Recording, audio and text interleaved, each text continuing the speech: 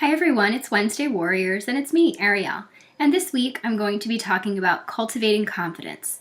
This is an interesting topic because it's very broad, and I think anyone who would talk about cultivating confidence is going to talk about a number of different things because we're all different, we all have different ideas, and we might have different opinions about what can cultivate confidence. So I'm going to come at this topic from my own perspective, but the point that I want to drive home is that we can all cultivate confidence. We can all be confident.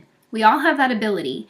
And the more you cultivate that confidence, the more confident you will be. You have to practice it. Practice is something that has to happen for anything that we want more of, that we want to be better at. So if we keep practicing confidence, we will become better at it. One of the things that I want to bring up first is that confidence really has nothing to do with your physical appearance.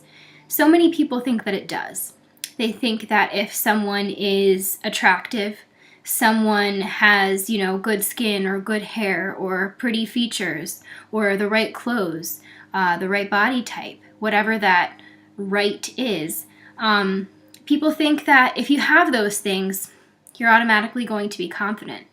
And that's just not the case.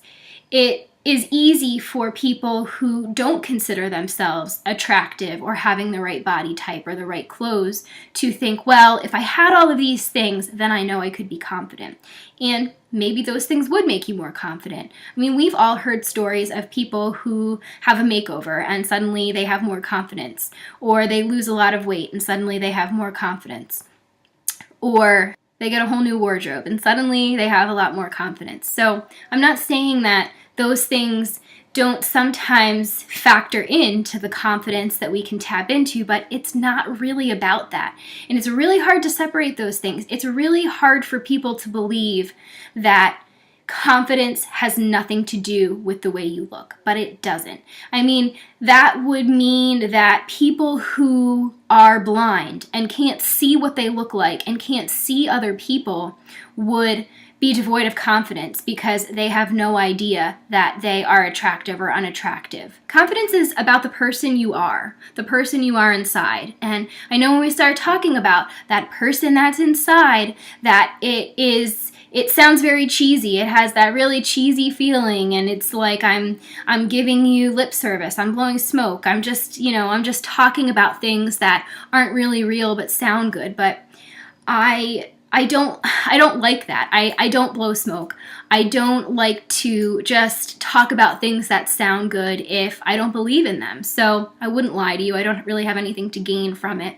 I think sometimes that confidence can come from doing something good and recognizing that you did something good. Where we get into problem areas is when you do something good and you look to others to validate that good. So for example, if you do something really great and wonderful, or you're very talented in something, or you do a kind deed for someone else, or you're very successful at something that you were working hard at, and you are looking to someone else or to other people to say, hey, that was a great job. Oh, you're so fantastic. Oh, that's wonderful. And nobody does. And automatically you have less confidence in that thing or in yourself because you didn't get any validation. That's a problem.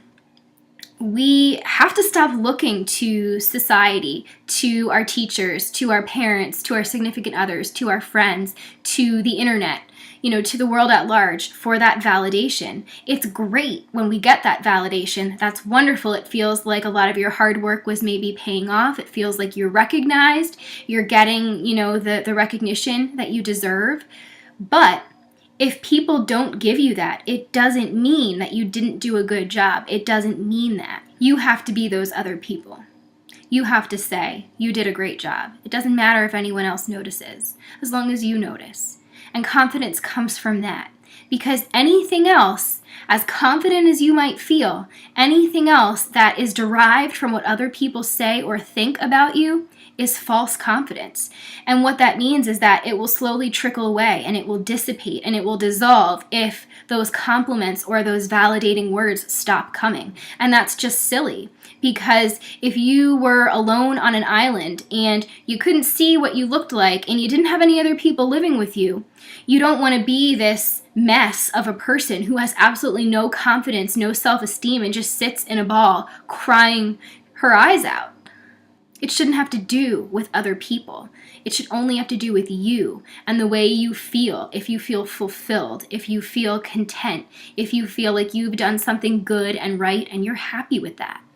I really do think that part of cultivating confidence within ourselves is looking within ourselves and appreciating the person that we are, what we look like aside, and what other people say aside, because those are the two big things that factor into people's confidence, and then their confidence is false or short-lived. When I've talked about confidence before, I've talked about that validation from other people.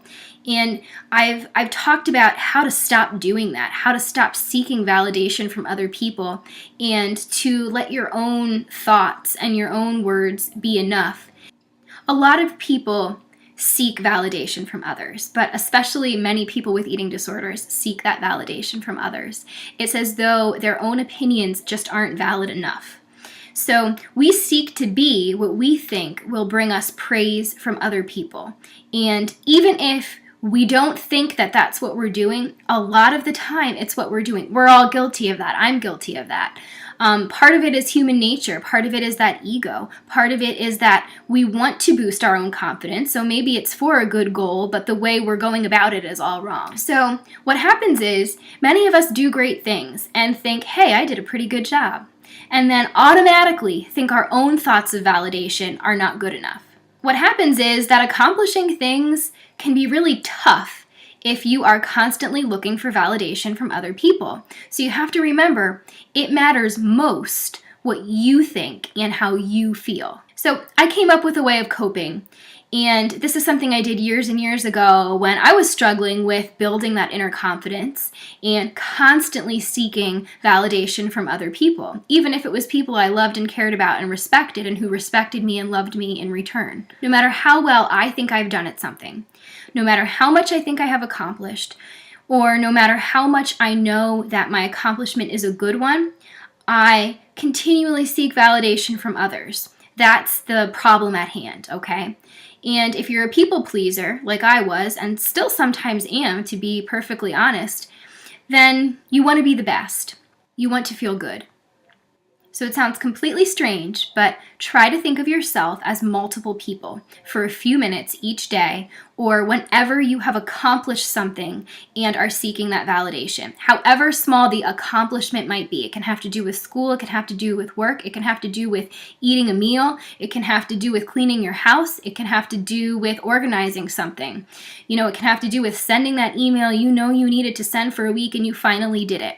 It doesn't have to be a huge goal. It can just be something manageable that you needed to do and you're like, yeah, that was good. I'm glad I did that. Write down yourselves. I think writing down yourselves really helps because just thinking about them in your head is not concrete enough. So you'll see everything more clearly and you won't forget anyone. You won't forget any one of yourselves.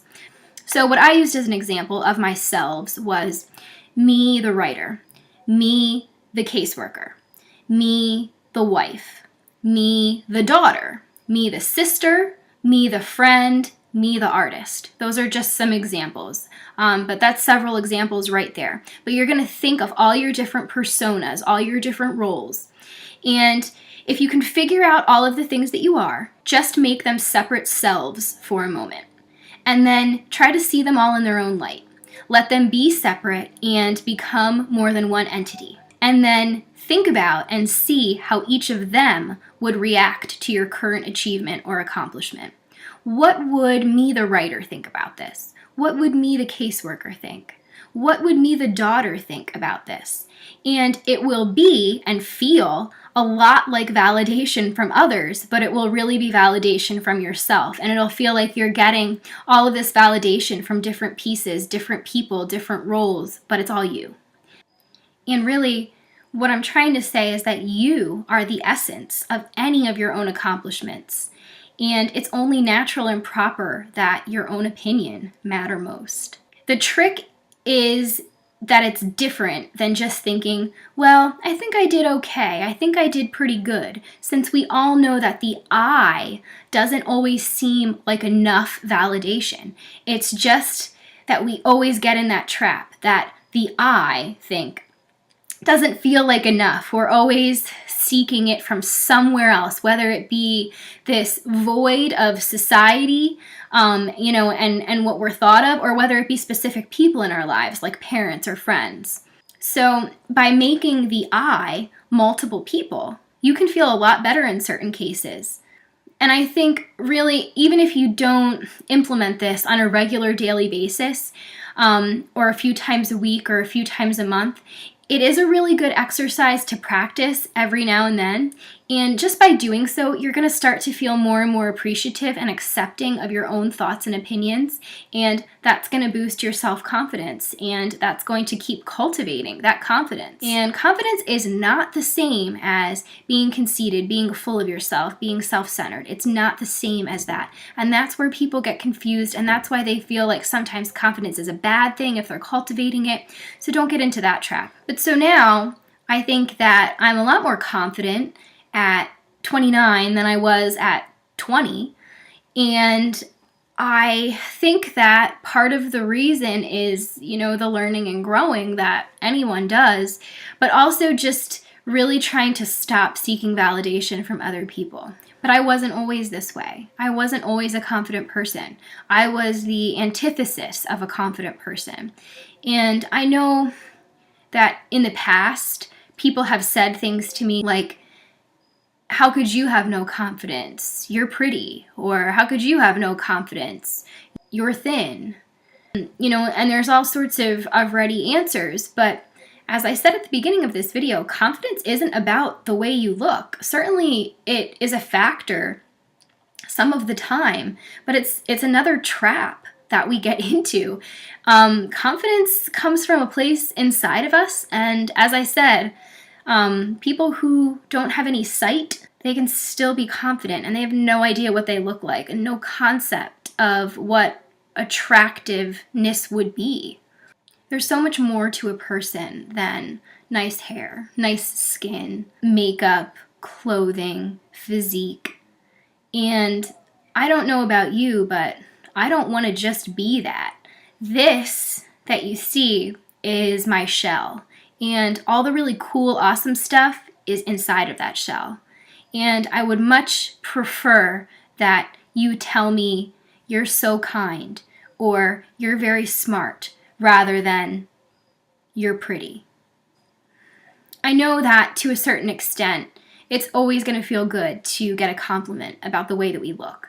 I think that's sort of human nature too. But if you think about why it feels good to get a compliment like that, it has to do with that validation from others. Someone's validating that you look nice today. Someone's validating that you are good looking, that you are attractive, that you are worth being in a relationship or wearing that dress. And, we all kind of fall into that, I think, at one time or another. And certainly, I'm no exception to that either. But I really would like to think that it's not about this. It's about much, much more.